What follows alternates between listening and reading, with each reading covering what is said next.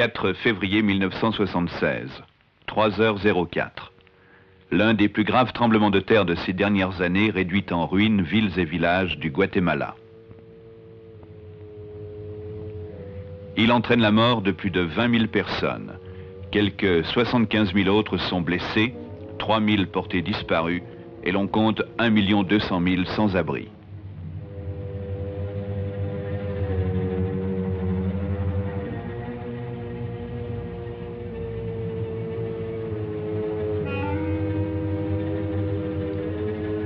Dans cette église où une centaine de fidèles s'étaient réfugiés au début du séisme, 40 personnes sont mortes ensevelies sous les décombres du toit à la suite d'une forte secousse.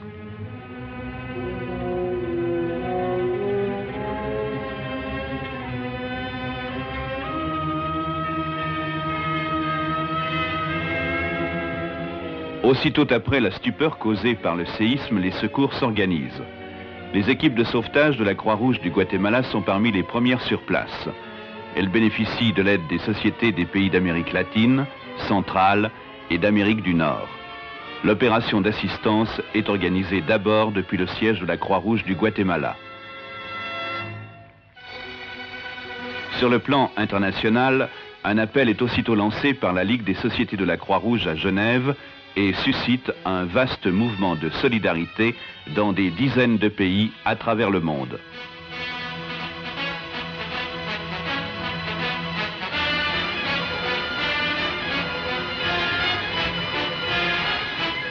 Des postes de secours assurent les soins aux blessés légers.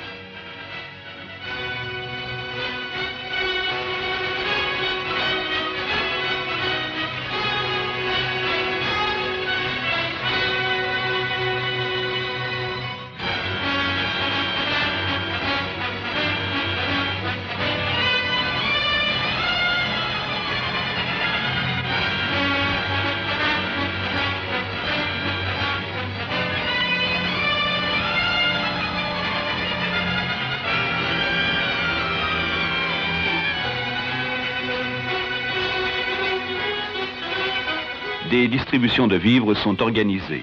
Déjà, la population a meilleure morale.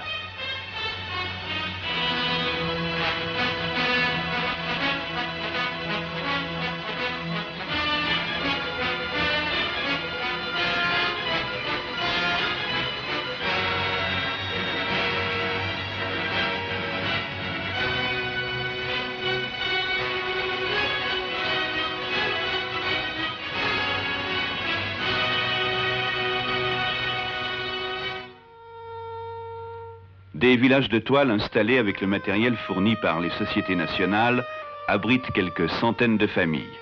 On y prépare des repas chauds, principalement pour les enfants et les vieillards, et on y donne des soins aux tout jeunes bébés.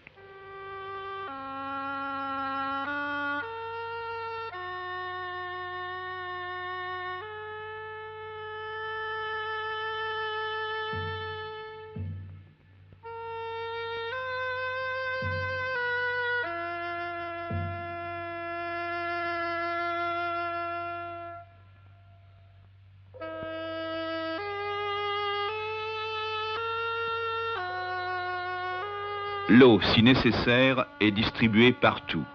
Elle provient parfois des camions-citernes qui font la navette entre le Guatemala et le Nicaragua, les canalisations ayant été presque toutes rompues le jour du séisme.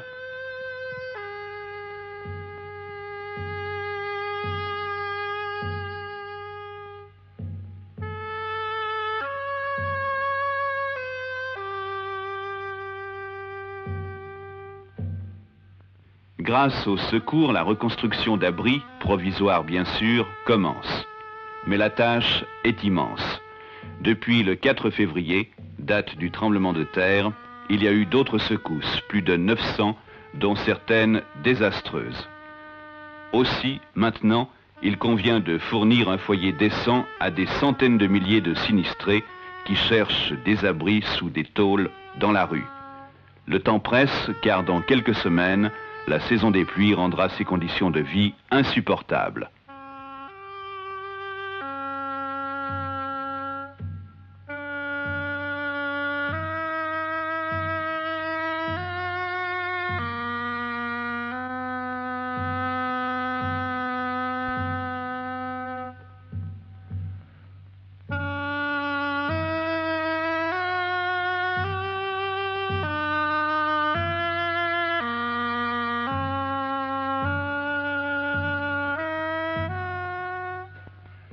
Il faut redonner à ces enfants, apparemment insouciants, d'autres terrains de jeu, une école neuve et la joie de vivre.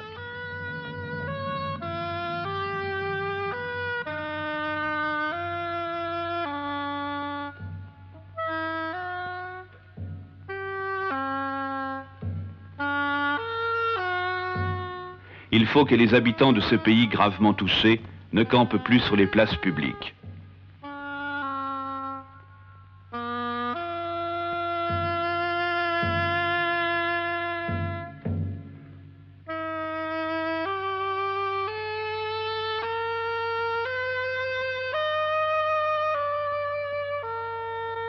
Même le poste de police est installé en plein air. Il faut redonner un toit à des centaines de familles qui gardent courage. Dans les ruines, chacun vaque à ses occupations, dans la mesure du possible.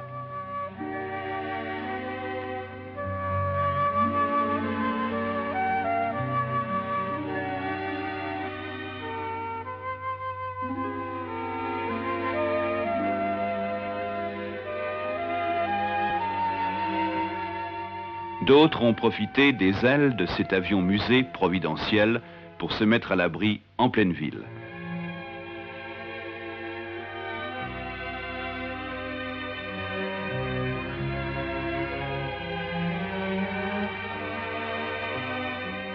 Combien sont-ils ainsi rassemblés près des bâtiments encore intacts et confiants?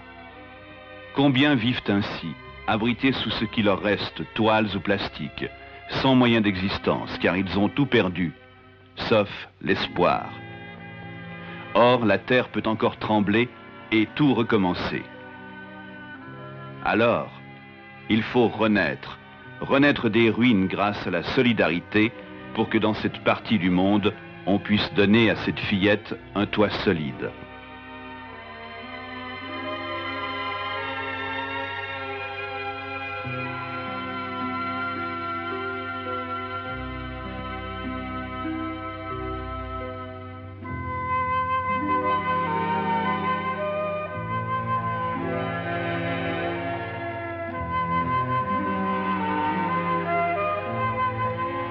À ce père et son fils, une nouvelle raison d'espérer, de vivre.